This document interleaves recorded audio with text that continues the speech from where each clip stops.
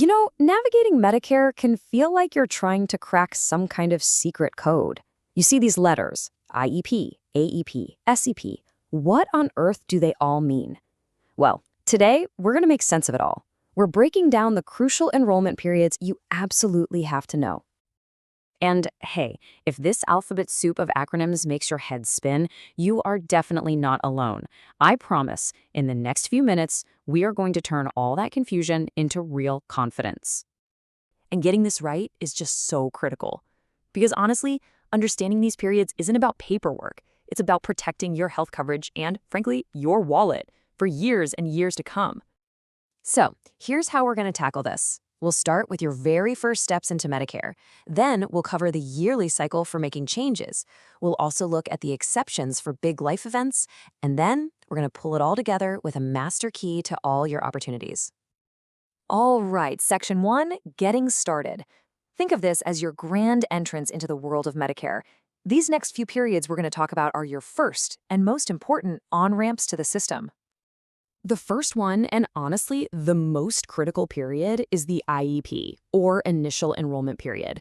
For almost everyone turning 65, this is the main window to sign up.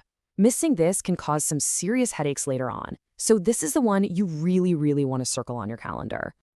So how exactly does it work? Well, it's a pretty generous 7-month window that's centered right around your 65th birthday.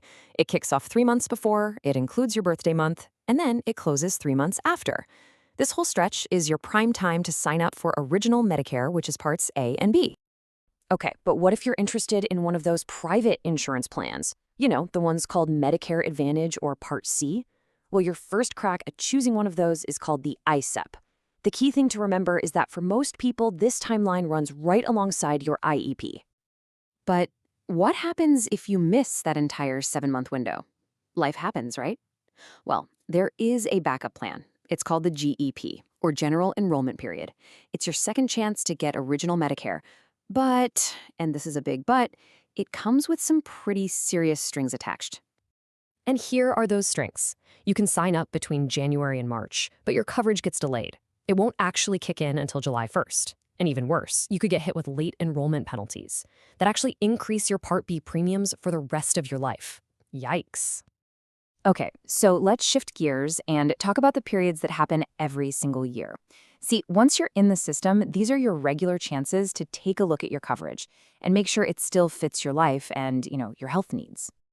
Now for the big one, the Annual Enrollment Period, or AEP. The best way to think about this is like Medicare's annual open house.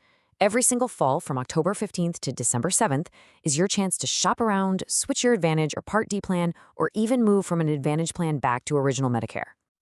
Now, there's a special do-over window just for people in a Medicare Advantage plan. It's called the OEP. It runs from January 1st to March 31st.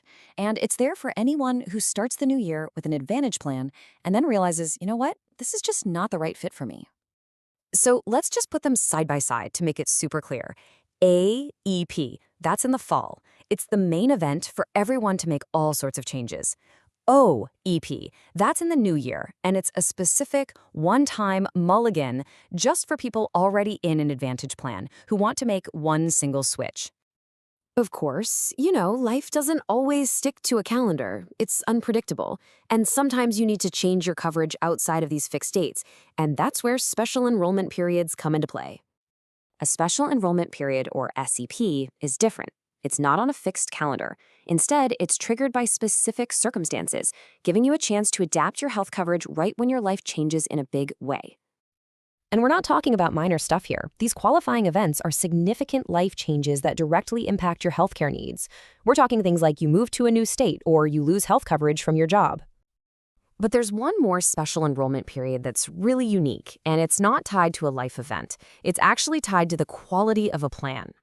This is such a fantastic perk. So Medicare rates plans on a 5-star scale for quality. And if a top-rated 5-star plan is available where you live, you get a special once-a-year opportunity to switch to it. No questions asked, even if it's outside all those other enrollment windows. Pretty cool, right? Whew. Okay. We have covered a lot of ground. Your first enrollment, the yearly changes, all the special exceptions. So now let's pull it all together into a single master key that summarizes every single one of your opportunities. And here it is, your master key. This table organizes that whole alphabet soup we talked about, telling you exactly who each period is for and the key action you can take. Seriously, this is the slide to screenshot or save for later. It's your cheat sheet.